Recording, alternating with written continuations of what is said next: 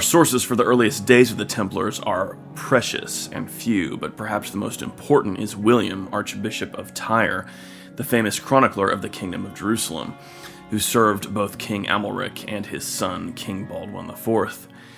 It is from William's chronicle that we get the most famous lines describing the birth of the Knights Templar.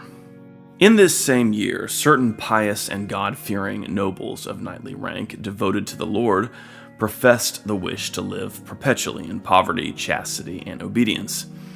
In the hands of the Patriarch, they vowed themselves to the service of God as regular canons.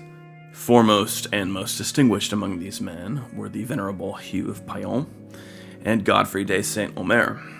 Since they had neither a church nor a fixed place of abode, the king granted them a temporary dwelling place in his own palace, on the north side by the Temple of the Lord. Under certain definite conditions, the canons of the Temple of the Lord also gave them a square belonging to the canons near the same place where the new order might exercise the duties of its religion. This is on page 524 of the first volume of William of Tyre. Thus does William of Tyre introduce the long history of the Templars, emphasizing the religious nature of their vow, for the Templars were in all ways taking on the role of monastic order, and devoting themselves to the ideals of poverty, chastity, and obedience.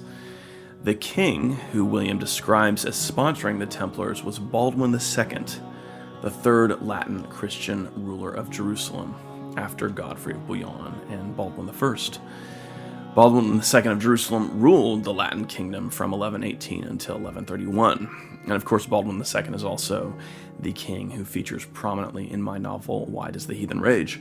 Although William emphasizes the religious nature of the Templars, there's no doubt that from the beginning this group of men was no ordinary monastic order. Their mission was primarily military. Again, quoting William of Tyre, that as far as their strength permitted, they should keep the roads and highways safe from the menace of robbers and highwaymen, with a special regard for the protection of pilgrims. Again, that's page 525 on William of Tyre's first volume.